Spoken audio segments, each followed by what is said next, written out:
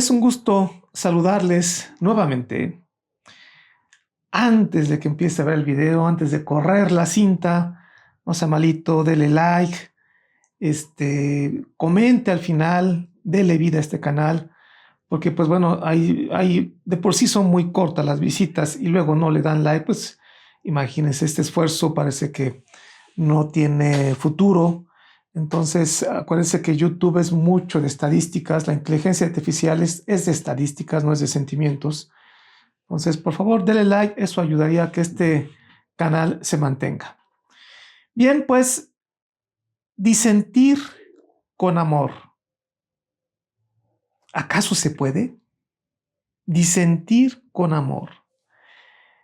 En la saga sobre corrupción política hablé sobre cómo se involucran los sentimientos, las pasiones, las filias y las fobias en materia política, que por cierto esto siempre levanta ámpula.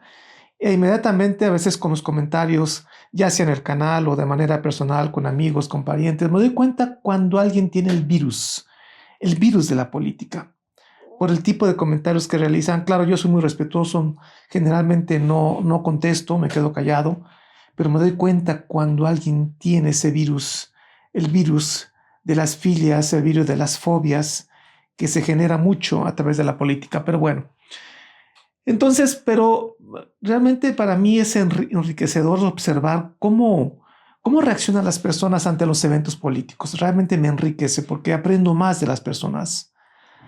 A pesar de que tengo más de 40 años siguiendo con detenimiento el quehacer político, desde muy chamaquito a mí me interesó la política. Tuve un hermano mayor que ya falleció, pero él era muy político, tenía libros de política serios, buenos, y él me abrió los ojos en muchas cosas. Estoy hablando cuando tenía 12 años, imagínense. 12 años tenía yo y ya me empezaba a interesar qué ocurría, qué es la política, qué hay detrás del gobierno, por qué los programas de televisión, por qué esto, por qué aquello.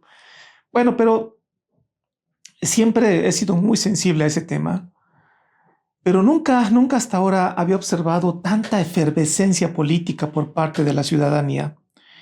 Y algo que me llama la atención es la reacción exaltada del sujeto cuando en materia política las cosas no ocurren como a él o a ella lo desean. Le pregunto, ¿cómo reacciona usted cuando no está de acuerdo con decisiones políticas o cuando usted odia al presidente o algún ministro o algún juez, etcétera, de su país? O cuando se encabrita, cuando alguno de los poderes y sus representantes hacen lo que a usted no le gusta. ¿Cómo reacciona usted ante el comentario de algún familiar contrario al partido político que usted ama, o cuando escucha críticas a las posturas en las cuales usted confía, no necesariamente de política, pueden ser de muchos temas? Pues muy probablemente usted reacciona con coraje, con incomodidad, quizá con temor, quizá con desesperación, quizá con comprensión, en fin. Recientemente una amiga me dijo que ella llora porque el partido dominante hace cosas contrarias a su visión de mundo y le da coraje y llora y dice que quiere hacer no sé qué cosa porque pues simplemente las cosas no son como a ella le gustaría que fueran. Y esto se agudiza más cuando vertimos nuestra reacción, por ejemplo, de enojo frente a un amigo o familiar contrario a nuestra ideología.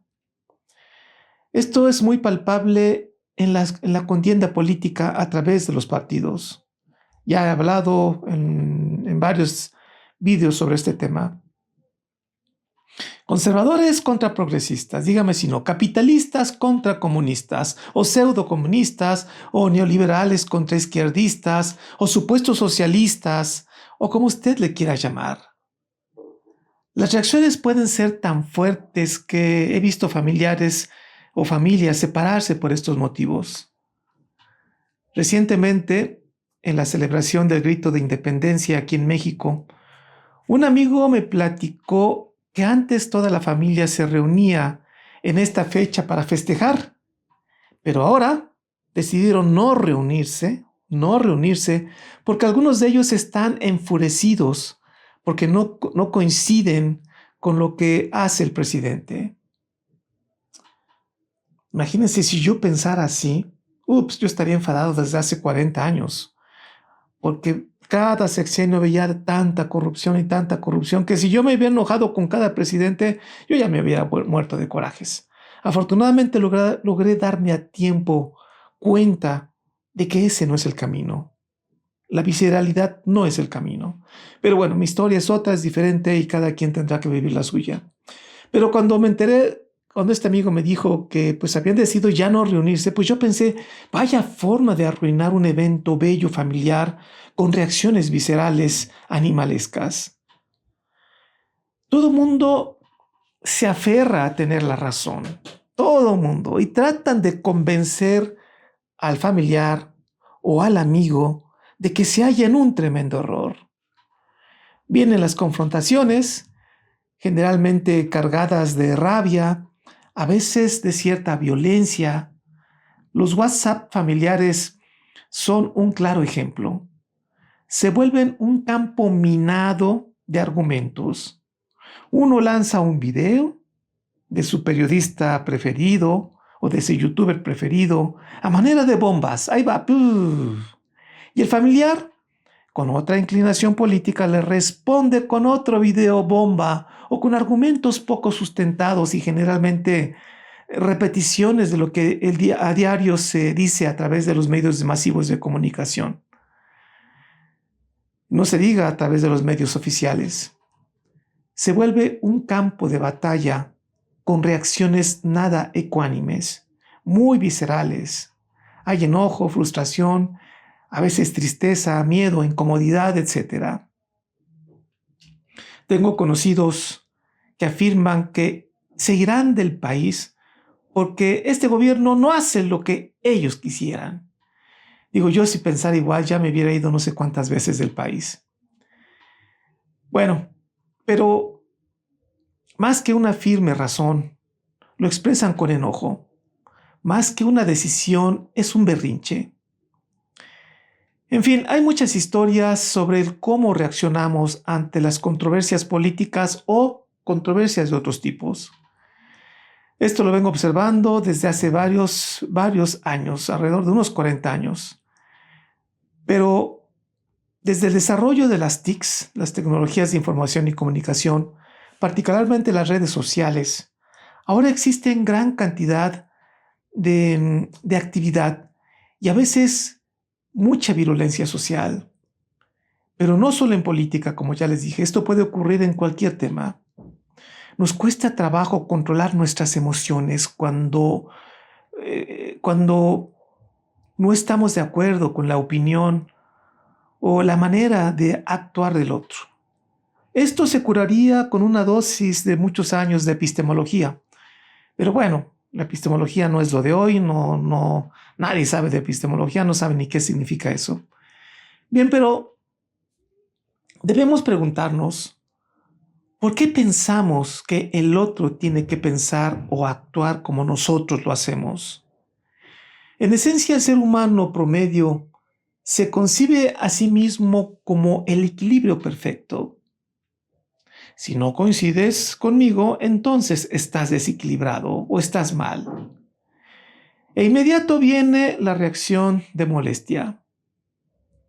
Nos debe quedar claro, entre más primitivos somos, serán más crudas nuestras reacciones.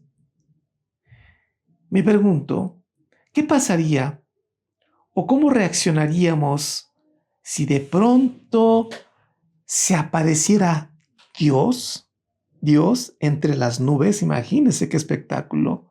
Que de pronto entre las nubes surgiera ese ser maravilloso que llamamos Dios y nos dijera, con una forma de comunicación muy especial, a lo mejor resonaría su voz en nuestra mente, lo que decimos una comunicación, no sé, un tanto esotérica, sin palabras, y nos dijera que tal o cual partido político o tal presidente o tal filosofía es la mejor y que debemos seguirle y obedecerle.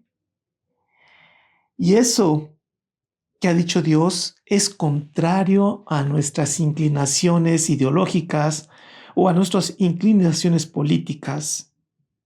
Imagínelo. ¿Cómo reaccionaríamos? ¿Cómo reaccionaría usted si de pronto ocurriera eso en el cosmos, en todo el planeta? ¿Se enojaría usted con Dios? ¿O le diría, a ver Dios, tú estás mal y seguramente ya te vendiste? Y entonces usted le dejaría de hablar a Dios. Y escribiría de inmediato por Twitter, Dios está loco, es de ultraderecha, o es de izquierda, o es comunista, o es capitalista, o es amigo de Donald Trump, o suegro de Maduro, o el que usted guste o mande.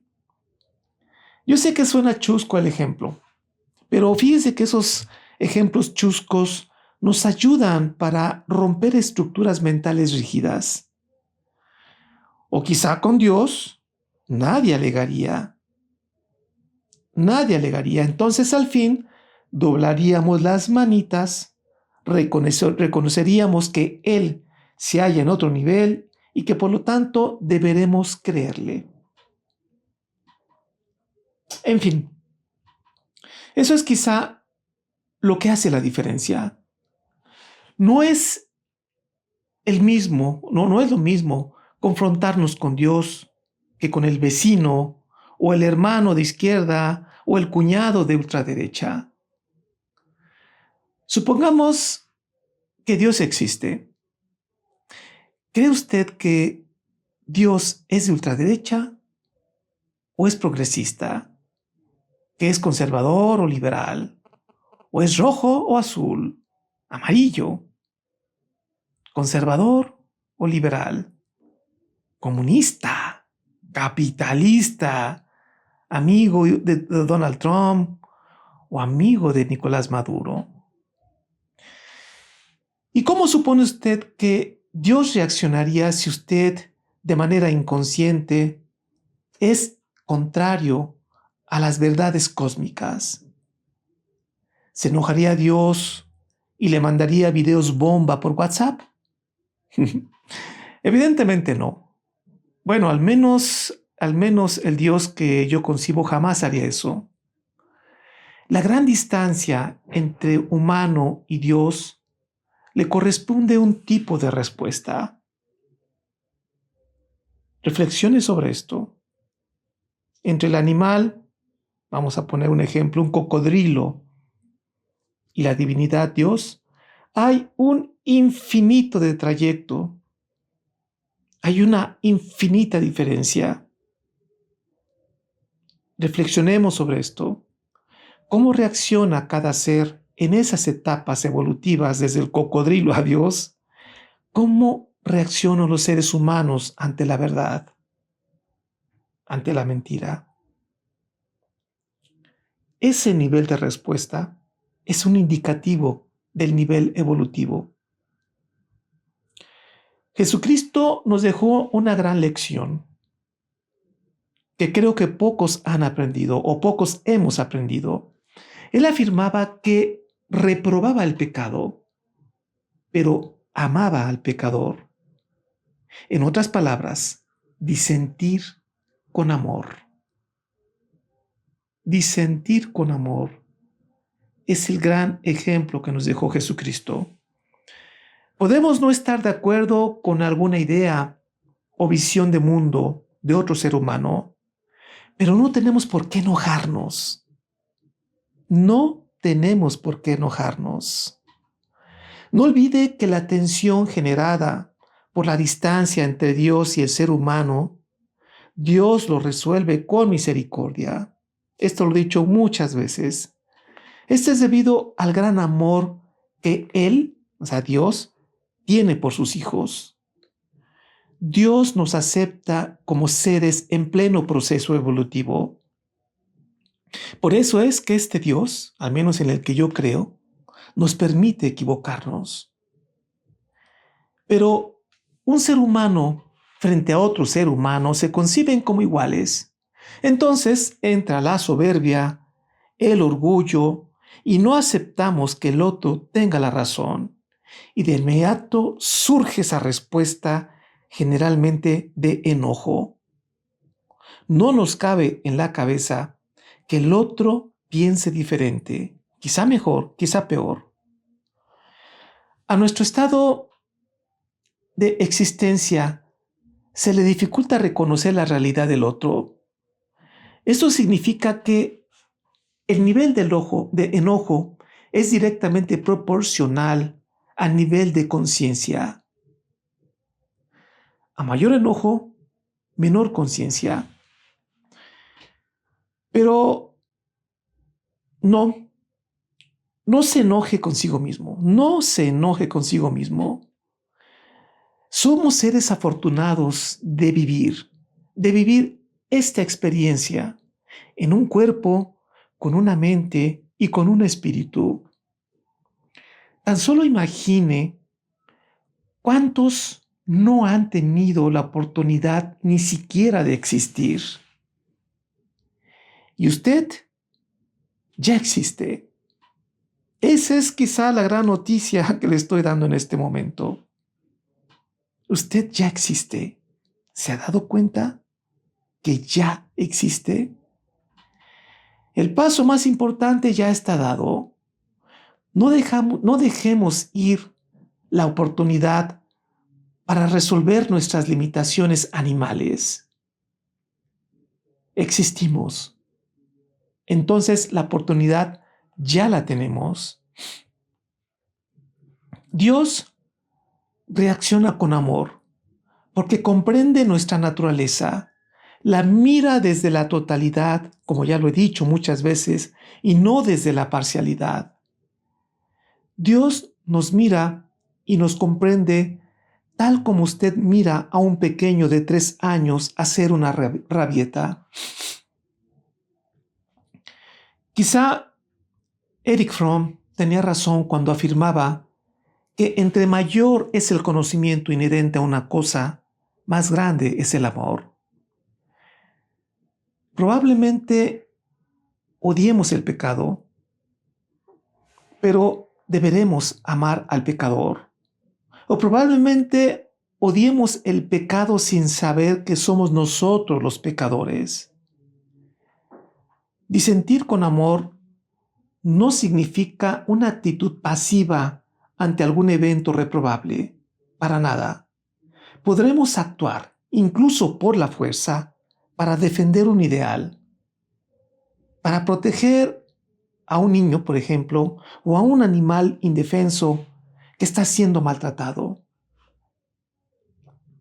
Pero aún en esos casos extremos, podemos actuar con misericordia, con respeto hacia el agresor, pero con gran valor y una determinación solo posible por el reconocimiento de valores supremos. Disentir con amor entre nosotros, los que no somos dioses, implica abandonar el dogmatismo, la soberbia o el orgullo. Disentir con amor entre nosotros los mortales es reconocer que aquel del cual disiento es igual de ignorante que yo, pero muchas veces no nos hemos dado cuenta.